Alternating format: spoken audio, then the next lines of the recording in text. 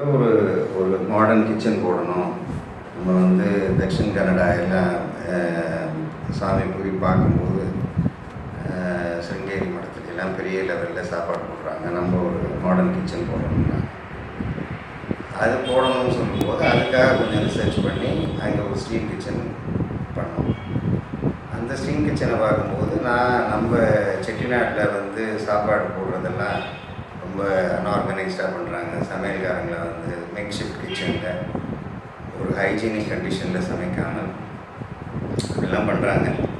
அதை நம்ம மாற்றணும்னு சொல்லிட்டு நாங்கள் ஒரு கிச்சன் போட்டோம்.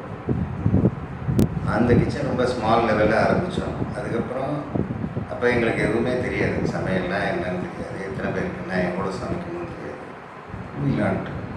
அதுக்கப்புறம் வேர்ல்டு வைடு நான் ட்ராவல் பண்ணியிருக்கேன். எங்கே போனாலும் ஆர்கனைஸ்டு ஃபுட் பிஸ்னஸ்னு ஒன்று இருக்குது.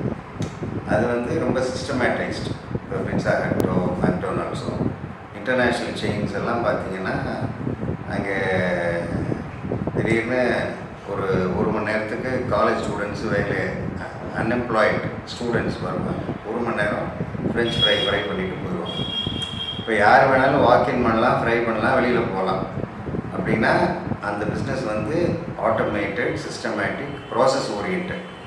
அப்படி இருந்தால் அதை பண்ண முடியும். நம்மது வந்து ஸ்கில் ஓரியன்ட். இவருக்கு தான் சாம்பார் பண்ண தெரியும், இவருக்கு தான் இட்லி பண்ண தெரியும் அப்படின்னு பெரிய குக்குக்கிட்டேலாம் போனால் அவர் சாம்பாரில் எக்ஸ்பர்ட், இவர் இட்லியில் எக்ஸ்பர்ட், இவர் சாதத்தில் எக்ஸ்பர்ட்டும்பாங்க.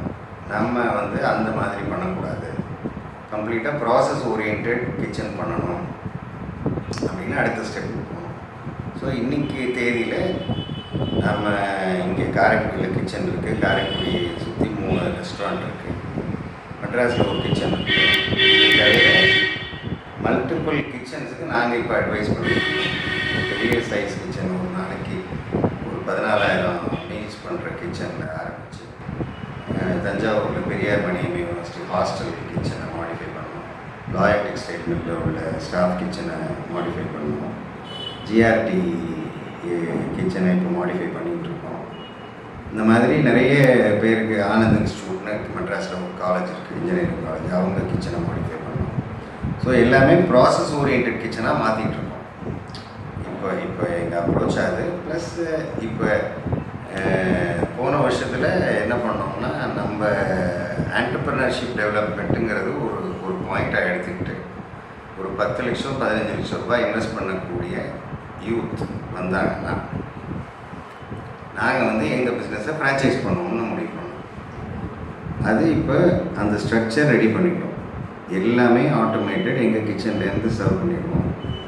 அங்கே வந்து ஃபைனல் ஃபினிஷிங் மட்டும் பண்ணுற மாதிரி அந்த ஒரு பர்ஃபெக்ட் மாடல் பண்ணி வச்சுருக்கோம். அது இப்போ மெட்ராஸில் ஒரு அட்டெம்ப்ட் ஒன்று பண்ண போகிறோம். நாங்களே எங்கள் ஓன் ஃப்ரான்ச்சைஸ்டு அவுட்லெட் ஒன்று பண்ண போகிறோம். அது வந்து வேறு யாரும் வந்து பார்க்குறதுக்கு ஒரு மாடல் மாதிரி பார்த்தா அதுக்கப்புறம் யாரும் வேணும்னாலும் இப்போ சென்னையிலையோ காரைக்குடியை சுற்றியோ இப்போதைக்கு பண்ணுறதுக்கு நாங்கள் ப்ரிப்பேர்டாக இருக்கோம். வேறு எங்கேயும் வேணும்னா நம்ம வந்து பேஸ் கிச்சன் போடணும், அதுக்கப்புறம் ஃப்ரான்ச்சைஸ் பண்ணணும்.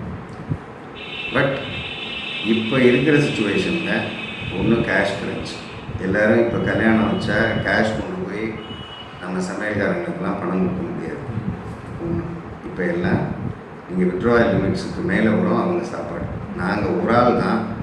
நாங்கள் ஆரம்பித்த டேட்லேருந்து 100% செக் வாங்கி 100% டேக்ஸ் கட்டின கம்பெனி.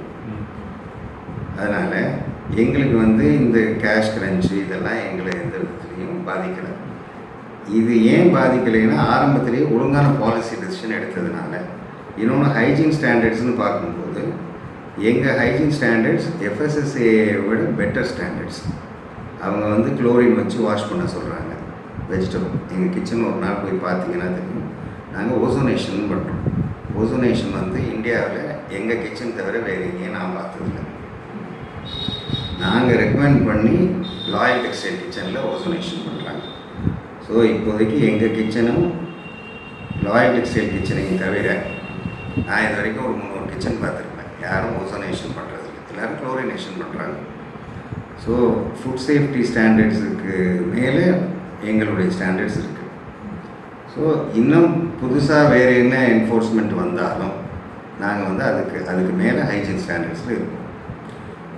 அது எதுக்காக சொல்கிறேன்னா, இப்போ புதுசாக வர ஆண்டர்ப்ரனர்ஸு, இப்போ எங்கள்கிட்ட ஃப்ரான்ச்சைஸுக்கு வரவங்க, எனக்கு சமையலை பற்றி எதுவுமே தெரியாது, நான் எப்படி நடத்த முடியும் அப்படின்னா, நான் சமையல் தெரிஞ்சுக்கிட்டு இந்த பிஸ்னஸ் ஆரம்பிக்கல. பட் நாங்கள் கற்றுக்கிட்டு இருக்கிறது 3rd ஜெனரேஷன் ரெஸ்டாரண்ட் ஓனர்ஸை விட அதிகமாக எங்ககிட்ட டேட்டா இருக்குது, ப்ராசஸ் இருக்குது, இன்ஃபர்மேஷன் இருக்குது. இதை வந்து எவ்வளோ சிம்பிளிஃபைடாக பண்ண முடியும். யாரை வேணாலும் வாக்கில் ஒரு எம்ப்ளாயி இன்றைக்கி நான் சேர்த்தா ஒரு வாரத்தில் அவருக்கு வந்து ஒரு 10 டிஷ் பண்ணுறதுக்கு எங்களால் ட்ரெயின் பண்ண முடியும். என் ப்ராசஸ் வந்து ட்ரெயினபிள் ப்ராசஸ். இப்போ நீங்கள் கம்ப்யூட்டர் எடுத்துக்கிங்க, கம்ப்யூட்டர் தெரிஞ்சவங்க தான் ஃபஸ்ட்டு வந்து கம்ப்யூட்டர் ஜாபுக்கு போகிறாங்களா? சிவில் இன்ஜினியரிங் படித்தவங்க கூட போகிறாங்க. யார் வேணாலும் போகிறாங்க. ஏன்? அதை ட்ரெயின் பண்ண முடியும். அது மாதிரி சமையலை ட்ரெயின் பண்ண முடியும்னு சொன்னால் யாரும் நம்பலை.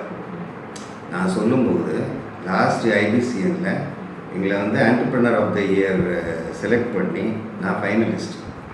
அந்த இன்டர்வியூவுக்கு நான் போன போது அப்போ பார்த்துட்டு தான் லாயல் டெக்ஸ்டைல் மேனேஜிங் டைரக்டர் அந்த இன்டர்வியூ கமிட்டியில் இருந்தவர் எங்கள் கிச்சனை நீங்கள் மாடிஃபை பண்ணுங்கன்னு சொன்னாங்க.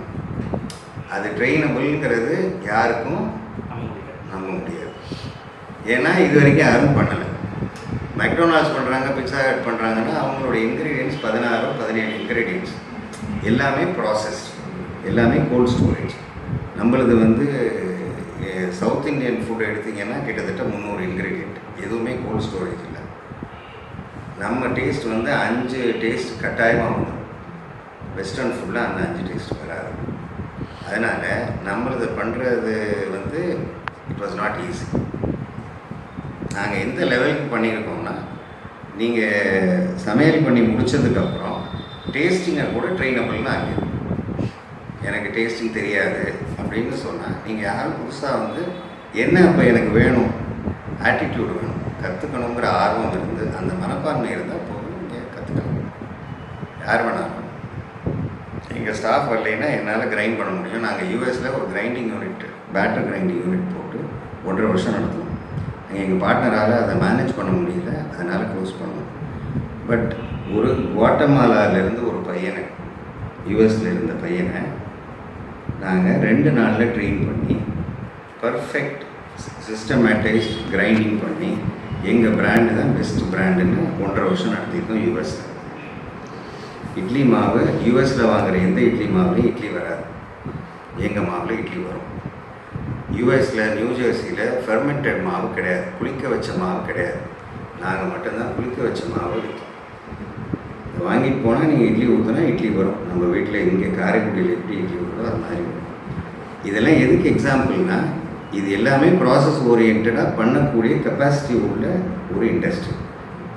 யாரும் அட்டெண்ட் பண்ணல. அது ரொம்ப எக்ஸ்பென்சிவ்னு நினச்சாங்க, கஷ்டம்னு நினச்சாங்க. நமக்கு அந்த ஆட்டிடியூட் இருந்தால் பண்ணலாம். இப்போ நான் என்ன பண்ணியிருக்கணும், நீங்களும் பண்ணலாம். Just have to have the drive and probably some investment back. அது நான் கிச்சனை ஆரம்பித்து 5 வருஷத்துக்கு நான் லூஸ் பண்ணுறதுக்கு ரெடியாக இருந்தேன். என்கிட்ட வேறு பிஸ்னஸ் என்னை சப்போர்ட் பண்ணணும். அந்த அது வந்து எல்லாருக்கும் இருக்கும்னு சொல்ல முடியாது. அதனால நான் என்ன பண்ணேன், நம்ம வந்து we have created a system. இப்போ எங்கிட்ட கம்ப்ளீட் ஸ்கிரிப்ட் இருக்குது. நீங்கள் வந்து யார் வரீங்களோ 10 லட்சம் 15 லட்சம் இன்வெஸ்ட்மெண்ட்டுக்கு ஒரு இடம் பார்த்து ஒரு நாளைக்கு, இப்போ மெட்ராஸில் போய் எடுத்திங்கன்னா ட்ரிப்ளிகேனில் மேன்ஷன் ஏரியா இருக்குது. நீங்கள் அந்த சைடில் போய் பார்த்தீங்கன்னா அங்கே மேன்ஷனில் ஒரு ரோடில் ஒரு 3000 பேர் குடியிருப்பாங்க. ஒரு மேன்ஷனில் ஒரு ரூமில் 4 பேர் இருப்பாங்க.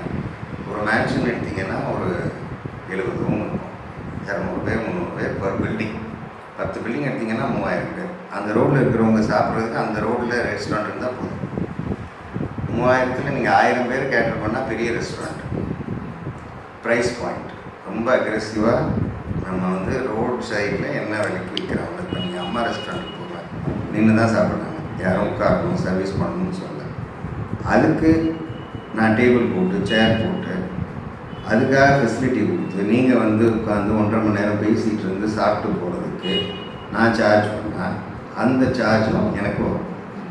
அதுக்கு பதிலாக நீங்கள் நின்று சாப்பிட்றீங்கன்னா நிச்சயமாக 1.5 மணி நேரம் நிற்க மாட்டீங்க, 20 நிமிஷத்துக்கு சாப்பிட்ருவீங்க. குயிக் டர்ன் ஆகும். அந்த standing and eating self service model தான் இந்த ஃப்ரான்ச்சைஸுக்கு நாங்கள் பிளான் பண்ணுறோம்.